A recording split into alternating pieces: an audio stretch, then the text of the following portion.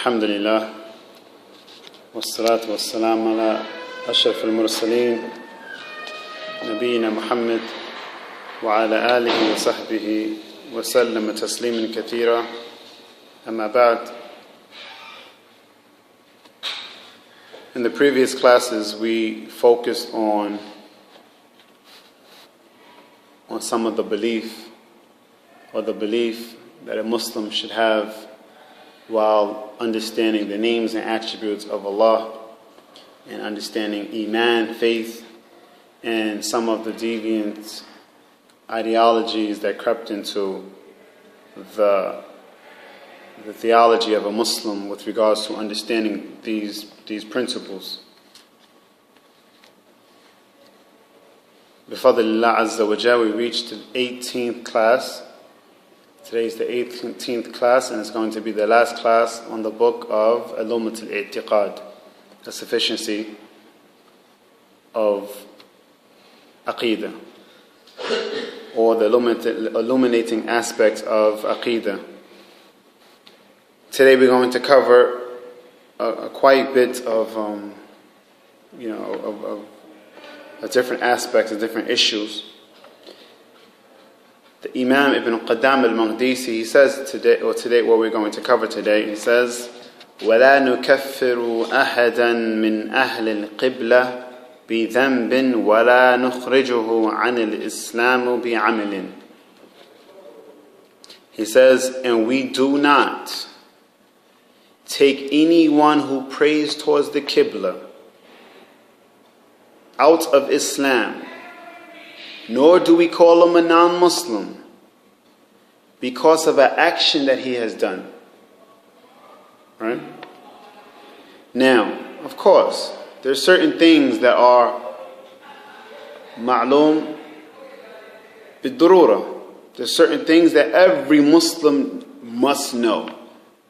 Every Muslim must know. If a person came to the masjid, he's a Muslim for some years, and then he decides to worship to Isa alayhi salam, or worship Muhammad, we say this person is not a Muslim. He's not talking about those things. He's talking about the fitna of the Khawarij, the tribulation of the Khawarij, the group, the Khawarij, who would deem Muslims not Muslims because of falling into a major sin. They drink alcohol, this group, they say they're not Muslims. They didn't pray or missed a prayer, this group, say they're not Muslims. So what the Imam is doing here, he's combating this false principle that a Muslim can be taken out of Islam because he fell short and fell into error. And then he goes on to mention, he says, وَنَرَى الْحَجِّ وَالْجِهَادِ مَاضِيًا مَعَ الطَّاعَةِ كُلُّ إِمَامٍ بَرٍّ كَانَ أَوْ فَاجِرًا وَالصَّلَاةُ الْجُمُعَةِ خَلْفَهُمْ جَائِزَةً. So then the Imam, he goes on to mention, he says, that we see Hajj and Jihad, it is something that is ancient in the religion. It is something that is established in the religion upon or with the obedience to an imam, to a leader. And some of the scholars, they say that this is the one condition for jihad. That in order for someone to say that he's fighting jihad, he has to have a leader from amongst the leaders of the Muslims. Right? But it's bigger than that. Why is it bigger than that? Because today in 2016, everyone wants to act as if jihad have been abrogated. It doesn't exist anymore. No, it does exist. It's just that it doesn't exist how it's being implemented in the land today. Going off and attacking non-Muslims, it's not jihad. Going off and attacking Muslims who don't agree with your way, this is not jihad. Jihad first and foremost is the struggle that which is in yourself, to be upon that which is righteous, to be upon that which is good. But at the same time, if someone is attacking you, someone is coming into your household, someone is coming into your land, someone is coming to destroy or harm you and your family, you fighting back is a form of jihad. See the difference? The difference is that it has conditions. One of the conditions as mentioned has to have an imam, has to have a leader that's guiding the Muslims. It's not disorganized, right? It's a system. And it's not that a person, he harms innocent people. In Islam, you can't harm innocent people. The Prophet ﷺ forbid the attacking of the elderly, the woman, attacking of the soldier who was fighting against you after he put down his arms. This person you can't attack. There's conditions with regards to jihad. So when we see these people out there talking about this is jihad, that is jihad, trying to enrage and motivate the Muslims to go off and do something that is incorrect, we have to go back to what is the purpose. And sadly, most of the time when we see a situation that is clearly jihad, no one is talking. And then when we see situations that it's some shubuhat, there's some doubt in it, and we're not even sure if it's jihad or not, but it's very political, everyone is talking about it. So when we say that we're going to put everything in its proper place, that is Islam. Islam puts everything in its proper place, and we do not let our emotions overtake us. وَقَالَ أَنَسْ, then the Imam goes on to mention a hadith here. He says, وَقَالَ أَنَسْ قال النبي صلى الله عليه وسلم ثلاث من أصل الإيمان الكف عن من قال لا إله إلا الله ولا تكفره بذنب ولا تخرجه من الإسلام بعمل. And then he goes on to mention, but I'm going to stop here. I'm not going to continue the hadith because the hadith is not authentic. The Imam, he used the hadith because it strengthened what he was saying. But the scholars of hadith, they say that this hadith that has been recorded in Abi Dawood, it is not authentic. Okay. Pertaining to the issue of takfir. Takfir in Islam is to say that someone, who's a Muslim, who prays. Someone who's a Muslim and he prays, they say he's a non-Muslim, that is takfir. Right? I want to quote the statement of Shaykh al-Islam Ibn Taymiyyah, rahimahullah ta'ala, where he says, وليس لأحد أحدا أن يكفر أحد من المسلمين وأن أخطأ وغلط حتى تقام عليه حجة وتبين له محجة ومن ثبت إسلامه بيقينا لم يزل ذلك عنه بشك بل لا يزول إلا بعد إقامة الحجة وإزالة الشبهة. The key is in there. Sham, key is inside. Inshallah. Okay, so the Imam Ibn Al-Qadamah, the Imam Shaykh al-Islam, Shaykh al-Islam Ibn Taymiyyah, he goes on to mention, he says that it is not for anyone to take anyone from the Muslims out of Islam by making a mistake or falling into error until you establish the evidence to him. The evidence. Now in Islam we have something called dalil and hujjah. Dalil and hujjah. And everyone is talking about, I have the dalil, I have the dalil, I have the dalil, which dalil means evidence, right? But hujjah means establishment. It is not you cannot debate it. It's not arguable. It is undebatable, right? You have to pray 5 times a day. Someone comes and says you have to pray 6 times a day, or you can only pray 4 times a day and it's okay. No, the evidence show that you have to pray 5 times a day, right? So this is al-hujjah. So this is what the Imam is talking about. One second. This is what the Imam is talking about. He's talking about what? Something that cannot be debated.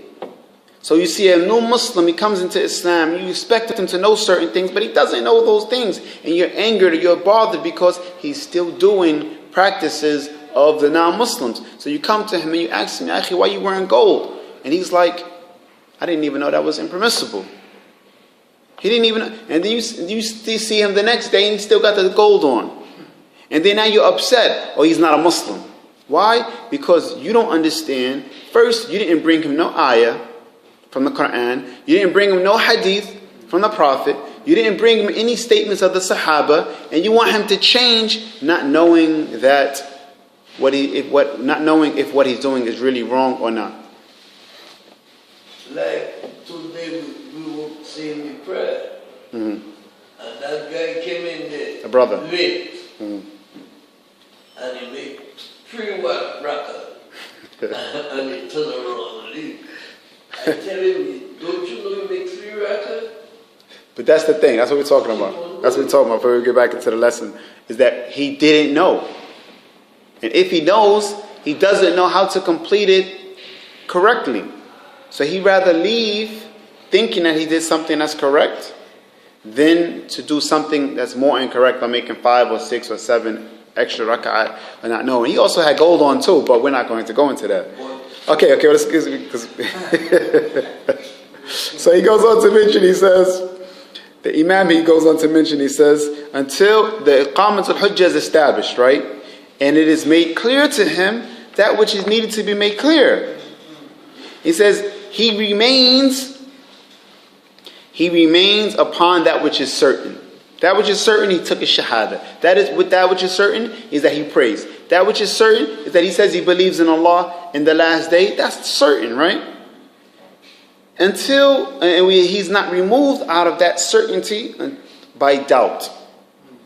By doubt. And then we're going to reiterate this because it was a situation, same brother said he came, and sometimes he's not focused, and sometimes he wants to come to the prayer because he knows he's a Muslim and he wants to be with the Muslims, especially when it's time to pray. So he comes to pray, and then the person tells him what? Well, you don't belong here. Okay, how is it possible? You're going to tell a Muslim he doesn't belong at the masjid as if it's your masjid. This is the house of Allah subhanahu wa ta'ala. Everyone is welcome. Okay. So, the Imam, he goes on to mention, he says, وَمِنَ السُنَّةِ تَوَلِّي أَصْحَابِ رَسُولِ اللَّهِ صَلَى اللَّهُ عَلَيْهِ وَسَلَّمْ مُحَبَّتُهُم وَذِكْرُ محاسنتهم وترحم عليهم واستغفار لهم وكف عن ذكر مساويهم وما شجر بينهم واعتقاد فضلهم ومعرفة سابقتهم. And this is very important. He goes on to mention the Imam. He says, and it is important that we turn to, with regards to the companions of the Prophet Muhammad sallallahu alaihi wasallam, we have love for them, all of them. The Prophet sallallahu alaihi wasallam said what? Min alamat al-iman, from the signs of faith is hubb al-ansar. From the signs of faith is loving the Ansar. Talking about the Ansar from Medina, his companions. That's a sign of faith. So when you hear a person talking bad about the Ansar or talking bad about the Sahaba, like, whoa, it's a problem.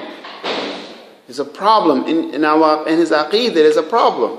So the Imam goes on to mention, he says, loving them, mentioning them with goodness, mention their good attributes, praising them, and asking Allah to have mercy on them. He says, making istighfar for them. Any of them who fell into error, they were human. They weren't prophets. They weren't messengers. The best of them fell into error, right? He says we mention them with good. We love them. We ask Allah to have mercy on them. We ask Allah to forgive them. And we be quiet on mentioning the opposite, which is mentioning them in a bad light. Don't you know that this Sahabi did this? Or this Sahabi was in that war? La. We don't, because Allah subhanahu wa ta'ala has already established, this is radiyallahu anhum wa radu an. Allah is pleased with them and they are pleased with Allah. So you see how the Imam Ibn Al-Qadamah Al-Maqdisi, he's not bringing these principles from his head and just making them up. they're returning back to something, right? They're returning back to the kitab and the sunnah. He says, and then not mentioning their differences that they have with one another. And he says, and having the belief that they were from they had merits. They were from the best of the Muslim ummah. And then he goes on to mention, he brings an ayah. He says, وقال الله والذين جاءوا من بعدهم يقولون ربنا اغفر لنا ولإخواننا الذين سبقونا بالإيمان ولا تجعل في قلوبنا غلا للذين آمنوا. He goes on to mention, he says, and those, or speaking about those who came before us. Basically talking and saying what? The mu'min, the believer, when he's thinking about those who came before him, meaning the Sahaba, they say, "O Allah, forgive us and our brothers," talking about the Sahaba, forgive our brothers and those who came before them, bil iman, and have faith. وَلَا تَجْعَلْ فِي قُلُوبِنَا غِلًّا لِلَّذِينَ آمَنُوا, and don't make any type of animosity in our hearts for them. This is what Allah subhanahu wa ta'ala is saying. So now you find a person who wants to talk about the faults of Muawiyah, or wants to talk about the faults of Aisha, wants to talk about the faults of this Sahabi and that Sahabi, as if all of them weren't better than us, or any of them. Goes on to mention, he says, وقال النبي صلى الله عليه وسلم لا تسبوا أصحابي فلو أن أحدكم أنفق مثل أحد ذهبا ما بلغ مد أحدهم ولا نصيفه. And he says, the Prophet sallallahu alaihi wasallam, in a hadith that has been recorded by Al-Bukhari, he says, do not curse my companions. This is what the Prophet sallallahu alaihi wasallam is telling us. We say we love the Messenger of Allah, but we curse his companions. When we say when we're cursing the companions, are we not thinking about these are the same people who transcribe the Quran? So when you talk about the Sahabi, you take away his merit and you take away all of his pious actions. So now you give and you open up the door to have doubt in the Quran. If this person is sinful, then what he put together was sinful, or a possibility to have some kind of fault or error. And this is how Shaitan wins. He wins because he tries to cause any means a separation between the ummah. Any means possible. So once the doubt is there about the credibility of the Sahabi, then his actions also, we have doubt in it. So now we have doubt in the Quran, or we have doubt in the Hadith, and then we reject the Hadith. Then Muawiyah, he was the one that compiled that. We want to reject that as well. Na'udhu billahi min dhalik. We accept it. We accept it because of their status. Even though they might have made some faults, no one is free from fault, but they were still better than us. And this hadith proves it. So the Prophet ﷺ says that, do not curse my companions, for verily if you were to donate, if you were to give in charity, gold at the size of Mount Uhud, you wouldn't be able to produce what they have produced, not even half of it. Wow. This is the Sahaba. This is what the Imam is bringing to us now. ومن السنة تردي عن أزواج رسول الله صلى الله عليه وسلم أمهات المؤمنين المطهرات المبرآت من كل سوء. So he goes on to mention, he says, and from the sunnah is to say, radiyallahu anhu, for the wives of the Prophet, the ummahat al-mu'mineen, the mothers of the believers, the pious, the pious, and those that, and from them was those that were cleared by Allah from any wrongdoing. أفضلهن خديجة بنت خويلد وعائشة الصديقة بنت الصديق. And he says the best of them, he mentions two. He says Khadija, who was the first wife of the Prophet Muhammad ﷺ, who was by his side when he got the revelation. And Aisha radiallahu anha, who was truthful and was the daughter of the truthful Abu Bakr as-Siddiq. التي برأها الله في كتابه. And then Allah subhanahu wa ta'ala was the one who cleared her and freed her from the false slander, the slander of the munafiqeen.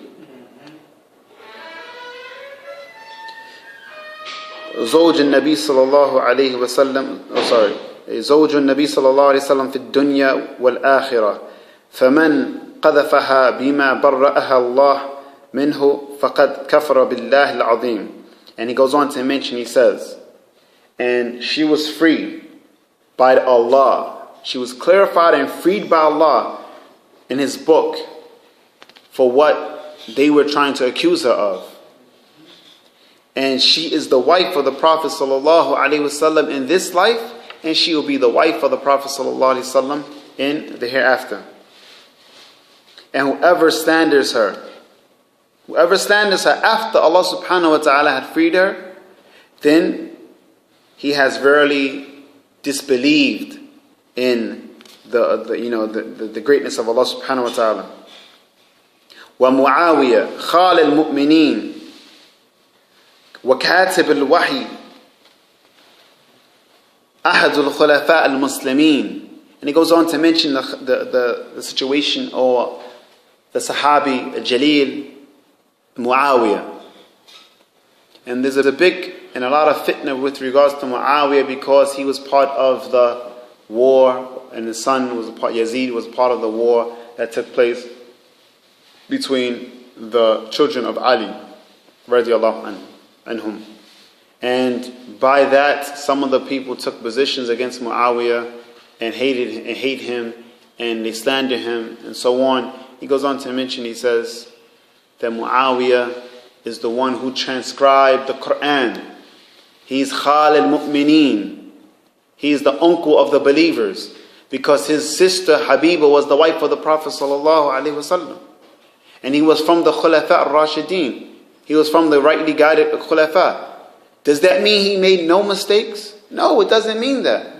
It just means that we put everything in its proper place, and we give the Sahaba a stature or a position that is greater than the position of every other man that came after the Sahaba. Say it again. You give him the benefit of the doubt. Na'am.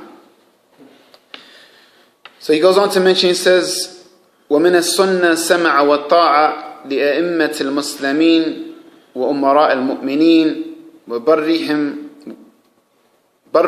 وفاجرهم ما لم يأمروا بمعصية الله فإنه لا طاعة لأحد في معصية الله. So he goes on to mention now, he says, and from the sunnah of Rasulullah sallallahu alaihi wasallam, from the sunnah traditions of a mu'min, of a believer, is to have obedience to the Muslim rulers. Obedience to the Muslim rulers. He goes on to mention, he says, and the umara of them, the leaders and those who come after them. He said the righteous of them and the sinful of them. But take in consideration that there is no obedience to the creation and disobedience to Allah. That is the principle. The king, the president, the dictator, whatever, they're not righteous, so what? That's their situation.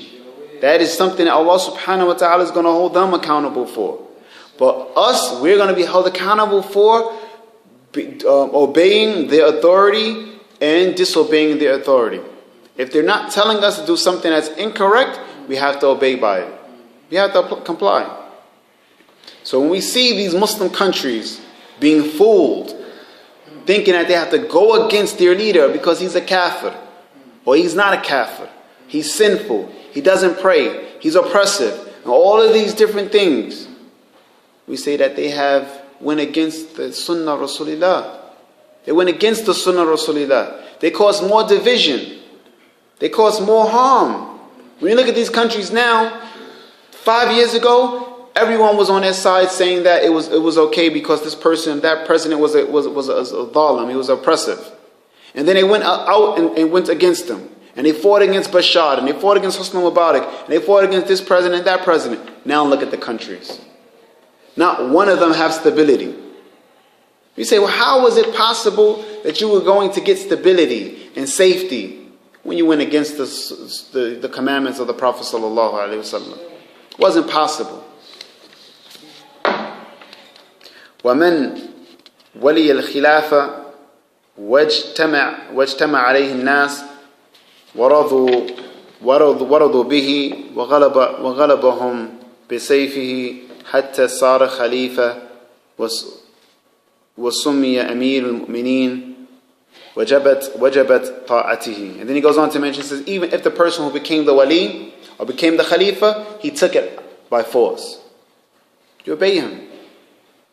When we look at the sunnah of Rasulullah sallallahu alaihi wasallam, when he was in Mecca, they were small in number. They were living amongst the rule of the mushrikeen.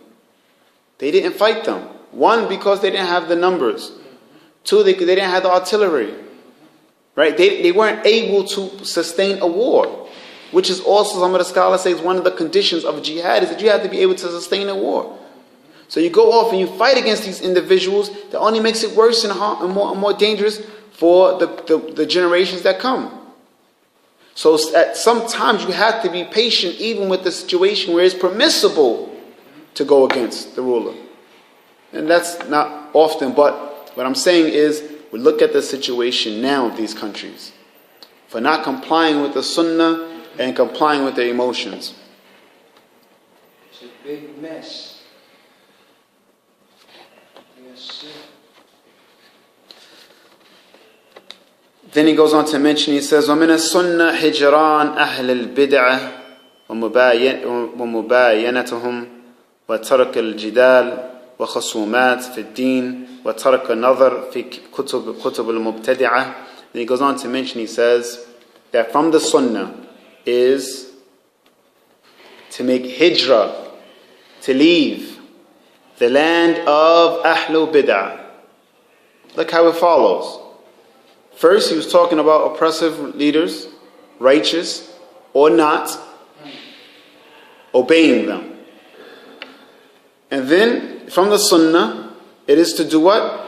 It's to flee and migrate from the place of oppression and innovation.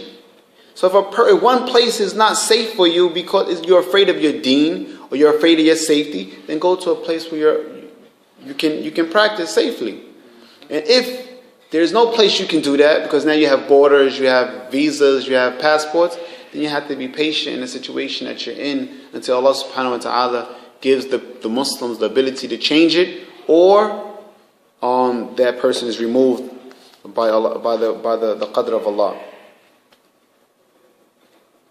And he says, and turn away from the places of bid'ah. And then he says, and leaving off, Allahu Akbar. Everyone wants to argue. He says, and leaving off al-jidal, leaving off argumentation. The ummah, everyone wants to be political. Everyone wants to argue. Everyone has a hadith. Everyone knows an ayah. Not knowing if the ayah abrogated or not. Not knowing if the hadith abrogated or not. Not knowing if the hadith is sahih or weak. Right? Wants to argue. And what does arguing cause? Division. And the whole purpose of all of this that the Imam is talking about now is that so we will be united. And then he says, and leaving off the looking or studying from the books of the deviant. Leave off. A person is known for his deviance. He's talking about the Khawarij, or the methodology, teaching the methodology of the Khawarij. You leave off his books. The person he's talking about understanding intellect, understanding the religion through intellect and not understanding the religion through text. Leave off this conversation with this individual. Leave off from reading his books.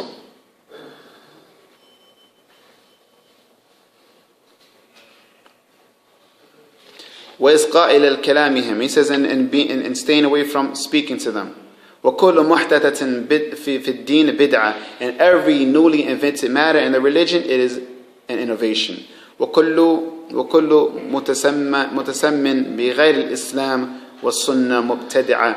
And everything that has been invented or named and it is not named or wasn't brought by Islam, it is an innovation. كالرافضة, like the Rafida. The name of the Rafida is not a name that has been legislated for a Muslim to call himself. He said it is bid'ah. Stay away from it. Stay away from the group. وجهمية, the Jahmiya, وthe Khawarij, وقدرية, ومرجئة, ومعتزلة, والكرامية, والكلابية, ونظرائهم. He says stay away from all of these groups and their perceptions that they try to teach and their ways of thinking. وفرق الضلال, and stay away from all of the deviant groups. وطوائف البدع, and stay away from all of the groups. Stay from all of the groups that have innovations with them. One of the things we need to mention and clarify with regards to staying away from people of bid'ah is that there's a difference between people of bid'ah and people who fall into making a bid'ah. Right? Like Sheikh Al-Albani used to mention, not everyone who fall into a bid'ah, fall into an innovative practice, means that he is an innovator. People make mistakes out of hope and desire to try to please Allah subhanahu wa ta'ala. They think they have an ayah or hadith that is authentic, so they follow it. And then they find out that it's not. If they change, that's better. That's what's matlub. That's what's requested. But if they don't, then just know that this individual is trying to be upon what is correct. It's just that he has faulty evidence or faulty perception. How do we interact with this individual? We interact with him with kindness. We teach him. We educate the individual, the Muslim, that this practice is not correct. At the same time, we have to be on our game. Because how many times have we tried to convince someone that something was wrong and we actually were wrong? We didn't have an ayah, we didn't have a hadith. We're going to teach, we're going to talk, and we don't even know if there's a hadith, if there's an ayah, if there is a ikhtilafat in the mas'ala, if the scholars of fiqh, they have differences in the mas'ala. Many ahadith, many situations that are going on, we're enforcing and putting pressure on people to practice our particular way of thinking without having something from Allah, something from His Messenger to actually be able to say, I'm saying this based on this. And I know this is true, not because I have an ayah or I have a hadith, because the tafsir explains my ayah. Because the companions, they spoke about this hadith. Because this hadith is mutawatir.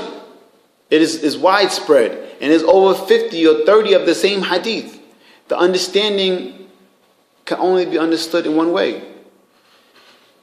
With that, we ask Allah subhanahu wa ta'ala to protect us from bid'ah. Ameen. And to make us from amongst those who implement what we learn. Ameen. And make us purify our aqeedah. Ameen. And to accept us into His Jannah. Ameen. With that, we end the explanation of Ulumat al-I'tiqad.